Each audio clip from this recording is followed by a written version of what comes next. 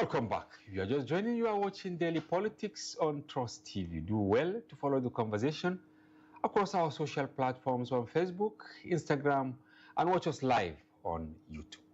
Now in the studio is Goriola Yakub. He's a political analyst and APC chieftain, and we have him to get his perspective on the opposition's efforts to forge a common ground. Welcome to Daily Politics. Thank you. I'm delighted to be here. Yes. Now, G100, they are gathering momentum. Don't you think they have something to offer? Unfortunately, I don't think they have anything to offer. What I'm saying is, first, let me start by saying opposition is a good thing. We all want a viable opposition. The problem is that, for example, I've been in opposition before. I was in AD, AC, ACN, APC, 16 years. I was in an opposition party.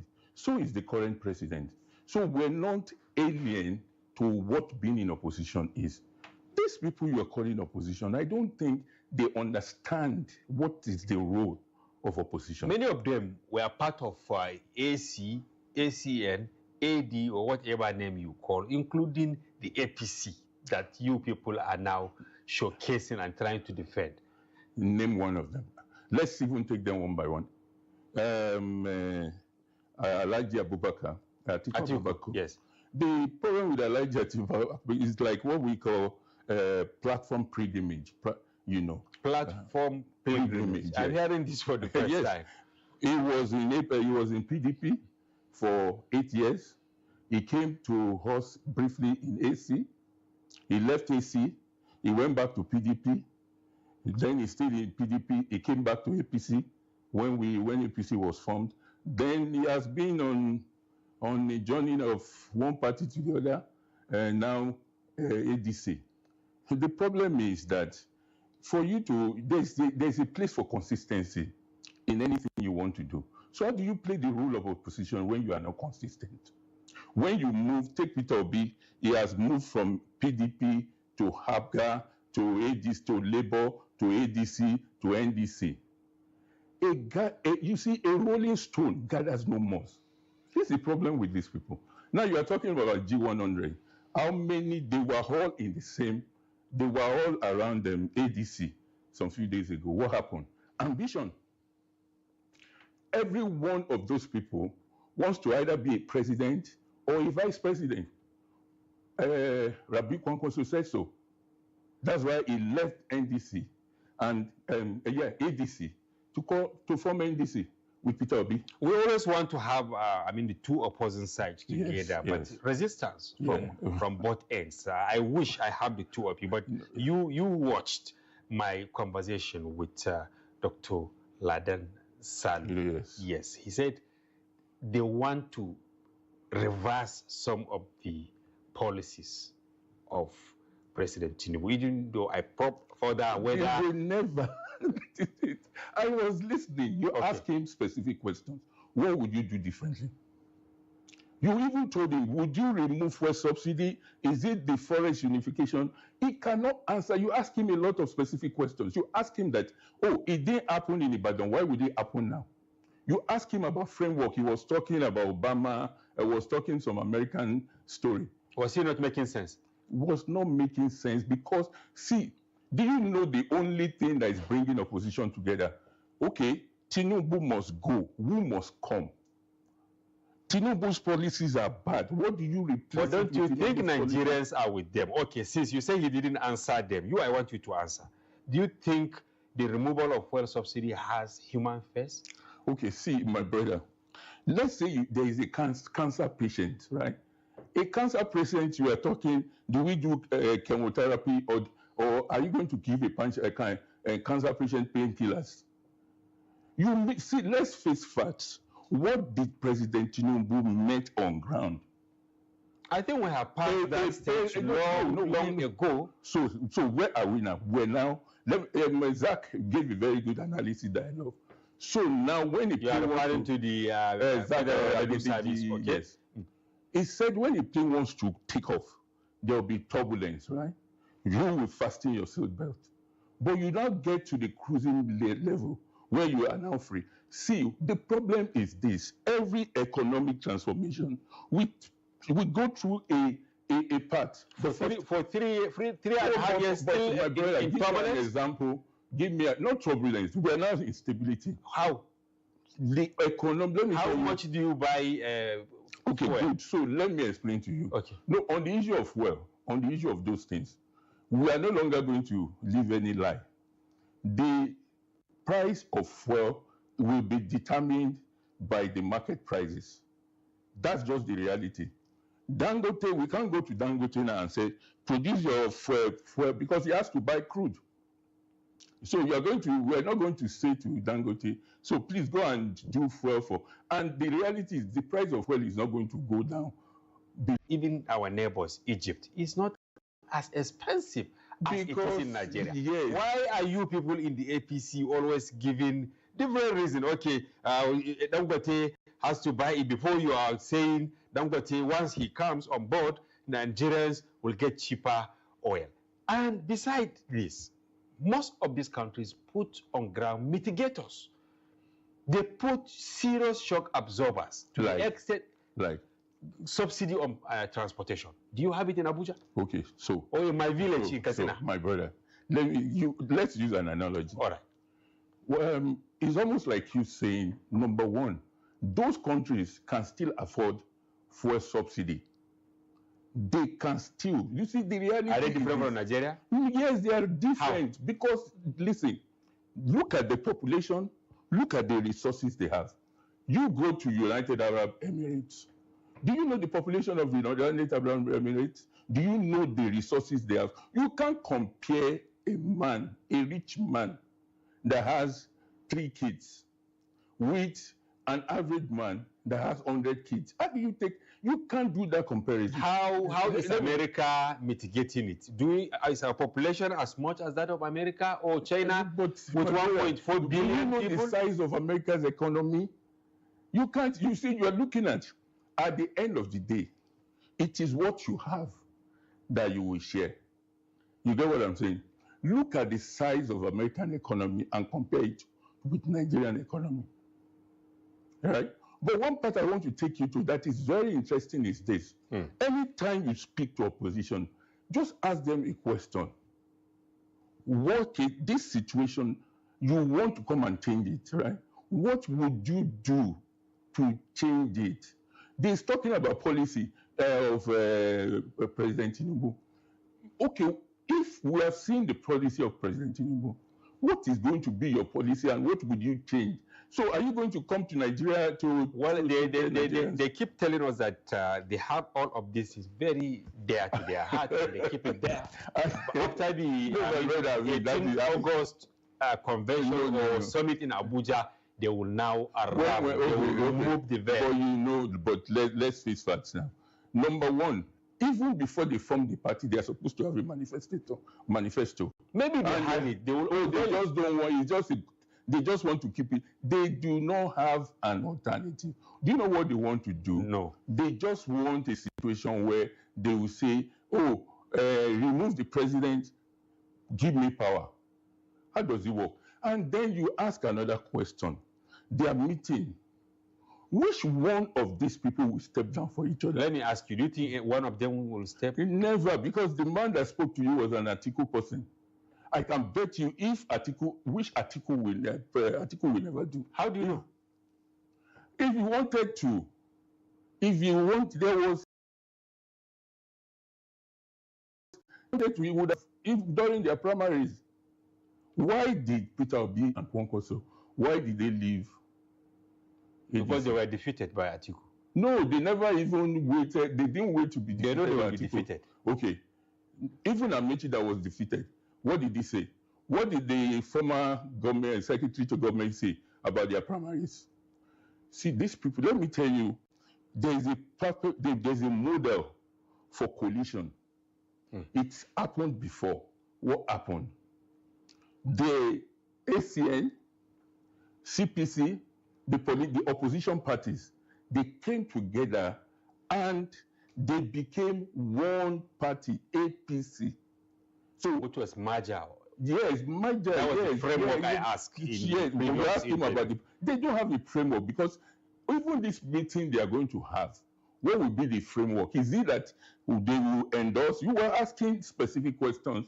He could not answer. What I find amazing sitting down there was that every single specific question you asked, there was no answer. How is that possible? I wish we will agree to we join you together. I don't mind if it, let him come. I'll face him. He doesn't have. I even have more questions for him. Let them. You see, this is the problem. It's always about talking about President Tinubu. You are the one. You are presenting yourself as an alternative government. So are you saying merger too late for them, right? It's too late. What about alliance? But you know, alliance, you can do alliance even ahead of election. Who and who. Alliance of the among. You see, I know there are about 5 or 6 political parties. Yes. You have NDC, ADC, you have PRP, APM, or you know. So who is going to? Is it Donald Duke? Is it? Who is going to step down for who? Then, if you look at all they are doing right now is this: Peter Obi will never, ever step down for Atiku. Why do you think he will? Because they both have a support base, right?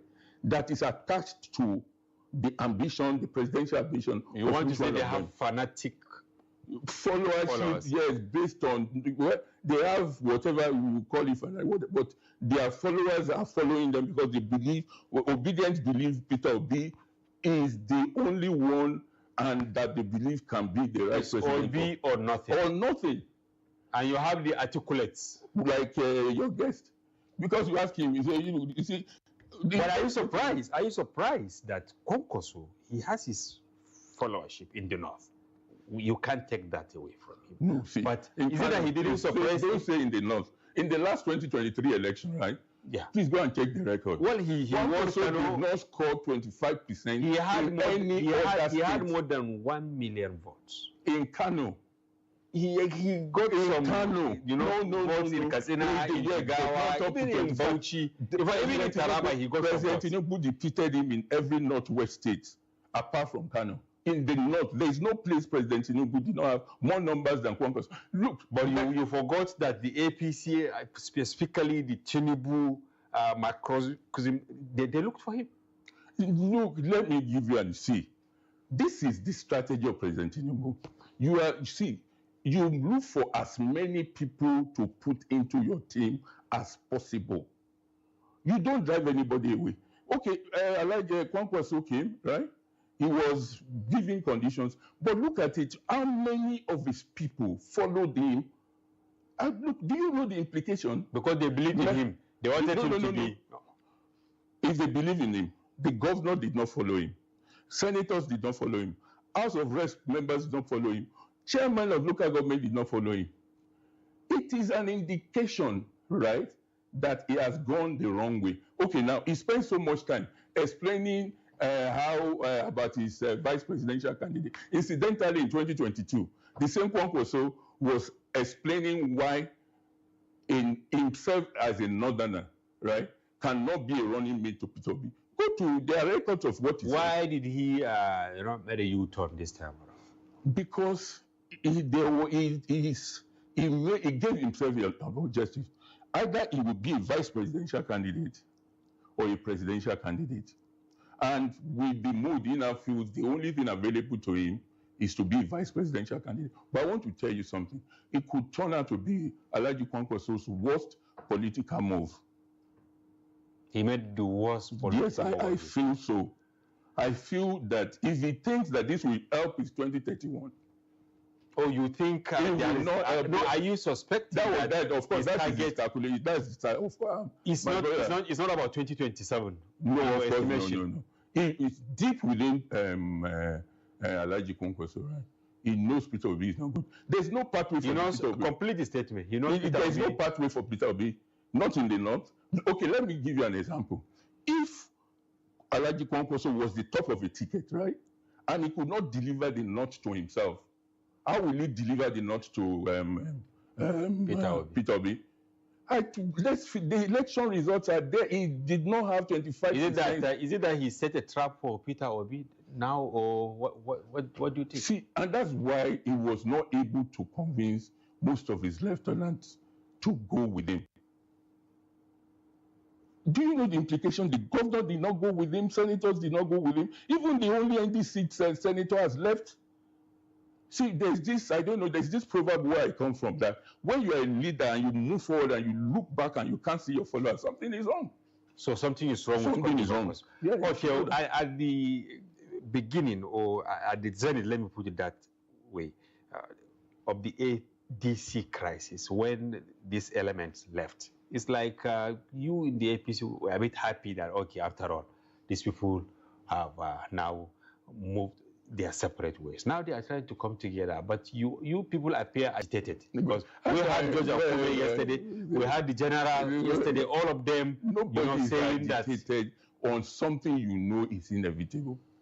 You don't need to be a political scientist to know that that alliance of strange bedfellows will not go anywhere. You are saying this, that it will not go anywhere. Well, I knew from beginning it will not go anywhere. The first thing about coalition is ambition, selflessness. What happened in They should learn from President Tinubu. What do you think? Okay, good. How to let me give that subsidy? No. Okay. What I'm talking about, coalition, resilience. Coalition, alliance. Do you know? First thing you must do is you must be able to read the field. Why did you think President Tinubu considered the field in 2007 to allow Atiku Abubakar? Why did he in 2011 look for Ribadu? Why did he concede to President Buhari in 2015? You think he didn't have his own political ambition? You think the ambition came in 2023? No. He waited. Thank you. That's so you want these people to wait now? No, they would have made up their mind. You see, there are two things. When you want to go anywhere, you get a vehicle to get you there. You will be so clear as to where you are going and how you want to go there. These people are talking about framework at the 99th hour. APC, when APC was going to be formed, there was a CN. Tinubu could have said, oh, I'm Lord and Savior. Everybody gave up, and then everybody subsumed into APC. So they had a vehicle. They had a structure. Even though there were other contenders, when they were, but then they knew where. Then talking about framework, zoning, where these people have not even agreed on the fundamental issue of zoning. Where are you zoning to? But who told you that they didn't agree? Now? Yes. Now. They are going to meet on the 18th. They will say probably they are zoning to the south or to the north, or is a level. If they could do that, right? There were plenty of opportunities. You asked a very pertinent question with the other man. You said it did not happen in Ibadan. Has anything changed since then that will indicate that it will happen now? Probably something has. What has changed? Well, they have gone their separate ways, and maybe so now that's even worse for them. Work. That's even worse for them, because number one, you've gone your separate ways. There is a timetable of INEC. You have submitted candidates, right? So what are you going to do? Now you're going to about structure. What are they going to do about the structure? They will close down some of their offices to use one. Are you getting Alliance, they will all retain their offices and say for other elected offices, Senate, House of Reps, State Assembly, governors, go and pursue it. But for the presidency, we are for Mr. A or B. That is possible. Okay. It's not possible. How? Who would be their presidential candidate? Any of them can. I just told you. Donald Duke can be. So Obi will step down. Obi, Atiku, everybody will step down for Donald Duke. You think it's not possible? Do you want to bet on it? Do you want to bet on it? No. I'm just a journalist. I'm asking the right questions because Nigerians want to know. No, it's not possible. Do you think Nigerians will survive another 4 years of APC? Not only will they survive another 4 years of APC, Nigerians are saying that yes, we have gone through reforms. We can see progress. I will ask them to open the line. No. You guys, you say this. How do you know what Nigerians are doing? We have done a number of. What about all the elections we've had? We've had by-elections. We have all-seasons elections. Is there any other kind of polling that is bigger than elections? You say that, okay, look, something puzzles me. Don't use the off-cycle election to rate your party. You have enormous resources. Oh, then what are you saying? Look at this argument. Nigerians are angry with APC. But if APC chose, no, I'm coming. But if APC chose a loaf of bread as Nigeria, you guys are insulting the Nigerian voters. So if you are telling me, so let me ask you, would you say that those Nigerians that are voting for APC in by-elections, in off-elections, is because they were offered money? And if that is the case, then it even makes the case of the opposition so ridiculous. So what they are telling me is this: their supporters would collect 2,000 from somebody, enter a cubicle that the guy is not seeing you, and still vote for the person. Then they should go and close up shop. Let me get this clear. Yes. What you are trying to say is, assuming Nigerians don't like APC, they will collect the money and then vote for another party. Oh, but let's face it. Okay, let me give you an example. I don't know what your political affiliation is. Me, I'm a Nigerian. Okay, now let me give you. It's very simple election. It's very simple. There was an election in Ekiti State, and in that election, APC won about 80% of the votes, right? And somebody explained it, and he said it's because they distributed loaf of bread. I said, okay. The other party that had 30,000, I think one of them had 30,000 votes. Did he distribute bread? Or if he did not distribute bread, so that means there are some voters, right, that either will not take the bread or take the bread and vote their conscience. You see, we had that in 2015, recall. The PDP deployed a lot of resources under Jonathan. But Nigerians collected the money, allegedly, but they voted for APC. Don't you think? You are making my point. So I'm making my point. Now. You are saying that at that point in time, Nigerians believe in APC, right? That even though PDP gave them money, right, they collected the money and they still voted for APC. So now, you tell me. Don't you think the same thing will happen? But it has not happened in different elections. Probably it will be trapped. No. Let me give you one very interesting story. In the Anambra election, Peter Obi lost his polling unit. And the explanation he gave is that people collected money. And I said, okay, so you are in big trouble. If the people around you do not believe so much in you that somebody can give them money, it's almost like somebody that has a wife and he says, look, the only reason you took my wife is because you offered my wife money. That means your wife is not committed to you, or your wife doesn't love you. Please, you see, let's face reality. The truth is this: Nigerians, right, are going through pain. But Nigerians are also this. Because the policy is painful. You cannot make any let without breaking. Will the APC-led government change anything come 2027? Why would you change? You see, do you know what is happening? It's almost like a cloth is dirty.